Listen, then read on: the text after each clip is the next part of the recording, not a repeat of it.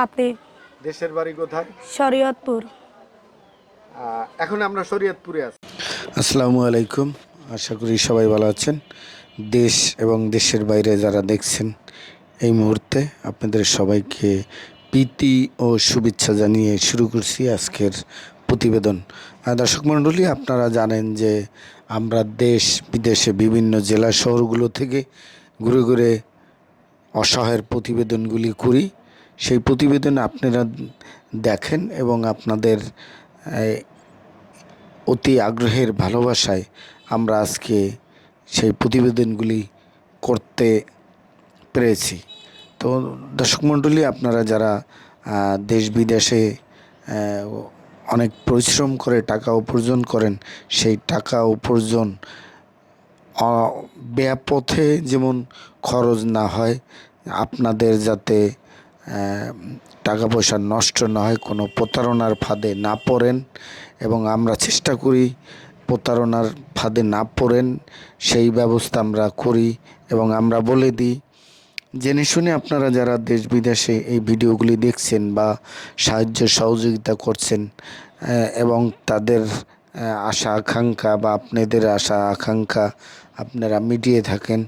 তো বিশেষ করে আমি যেটি বলতে চাচ্ছি সেটি হচ্ছে, যারা প্রবাসে বসে এই আমাদের অসহায় মানুষদের পাশে এসে দাঁড়ান, তাদের আবার অনেক অভিযোগও থাকে যে আমরা সাহায্য সহযোগিতা করলে তারা আমাদের নাম্বার ব্লক করে দেয়, আমাদের সঙ্গে যোগাযোগ রাখে না।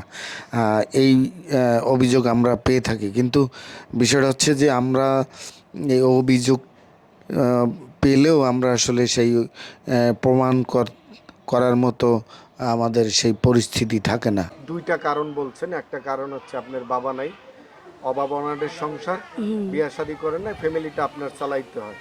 তো সে যদি আমার বিয়ে শাদী করে, আমি বিয়ে শাদী বসবো। কোথায়, কোন এলাকায়, কি সে অবস্থা? যে এলাকায় হোক সমস্যা নাই। না, সে যদি আমার বিয়ে করে, যাই না শুনে কথাবার্তা বইলে, সে যদি আমার বিয়ে করে, আমি বিয়ে বসবো। সে যদি আমার একটা সেলাই মেশিন কিনে দেয় বাড়ি, আমার ছোট বোন সেলাই মেশিনের কাজ জানে, কিন্তু টাকার অভাবে কিনতে পারি না। কয় টাকা লাগবে আপনার সেলাই মেশিন? সেলাই মেশিন এই যে 10,000 আছে, 7,000 আছে, 8,000 আছে, আর কারেন্টের মেশিন কিনলে তো অনেক টাকাই লাগে। আচ্ছা, আপনি এর আগে কি কখনো প্রতিবেদন করছেন? না, এর আগে প্রতিবেদন করিনি। আজকে বললাম না একটা করছিলাম, সে প্রতিবেদন সারি নাই। আসলে আজকে আপনার কি কি চাওয়া পাওয়া একটু ক্লিয়ার করবেন। যেহেতু আমি একটু বলি, আপনার বাবা নেই, সংসার হইলো অভাবনাদের। আর দ্বিতীয় হচ্ছে, আপনি সেলাই মেশিন চালাইতে পারেন, মেশিনটা নষ্ট হওয়ার ফলেই তো আপনি মানুষের বাসায় কাজ করেন। নাই মেশিনই নাই, মেশিন থাকলে সে মানুষেরই বাসায় আমি সেলাই করে দিই, যাই বাসা কাজ করি বাসা বাড়িতে, সেই জায়গায় আমি সেলাই করে দিই। আর মেশিন যদি নিজের বাসা থাকে তো নিজেই কাজ করি। নিজের বাবা নাই বলেই তো প্রতিবেদন আছে, যদি মনের মতন মানুষ থাকে আমার পাশে থাকে, বিয়ে শাদি করে, বলে ধর আমি দূর দূরান্তে থাকি, প্রবাসে থাকে, তারা যদি বলে আমি 1 বছর পর আসবো, 6 মাস পর আসবো, আমি তাও বিয়ে করব। সে যদি আমার পাশে থেকে খান করতে দিতে পারে, সব দায়িত্ব নিতে পারে, তা আমি পারবো। আচ্ছা আপু, এই আপনাদের সঙ্গে যোগাযোগের মাধ্যমটা কি? এই যে মোবাইল নাম্বার দেবো, ফোন দেবো, মোবাইলে কথা বলবো। সে যদি আমার টাচ ফোন কিনে দেয়, তারপর আমি ভিডিও কলে কথা বলবো। একটি কথা বলছিলেন যে আপনার বিয়ের বয়স হয়েছে, যেহেতু ফ্যামিলির চাপে বিয়ে করতে পারেননি। না, বিয়ে করতে পাই, সে যদি আমার বিয়ে করে আমি বিয়ে বসতে পারবো। আপনার গার্জিয়ান লাগবে না? আমার মা আছে না। আচ্ছা, আম্মু দায়িত্ব নিবে? হ্যাঁ, আমার মাই সব। আচ্ছা, ফোনে কি আপনি কথা বললে আপনার সে যদি বলে আমিও কথা বলে আমি বিয়ে শাদী করতে পারবো। আম্মা অনুমতি দিছে আজকে প্রতিবেদন হ্যাঁ, করার জন্য? আমার কাছে নিয়ে বইলে আইছি, প্রতিবেদনে আইছি। আম্মু রাগ করবে না? না, রাগ করবো না। করবে না?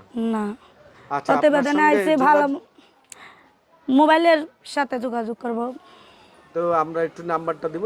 দ্বিতীয় হচ্ছে, দর্শকদের উদ্দেশ্যে আমি একটু বলবো, যারা দেশ বিদেশে এই ভিডিওটি দেখবেন, প্লিজ আপনারা বাজে মন্তব্য করবেন না। যদি ভালো লাগলে ভিডিও দেখবেন, ভালো না লাগলে দেখার প্রয়োজন নেই। আরেকটি বিষয় হচ্ছে, এই বোনটি আসলেই অসহায়। যদি আপনার মনে হয়, আর আপনার মনে যদি একটু বিন্দুমাত্র দাগ কাটে না আপুটা আসলেই অসহায়, দেন আপনারা একটু সাহায্য সহযোগিতা করবেন।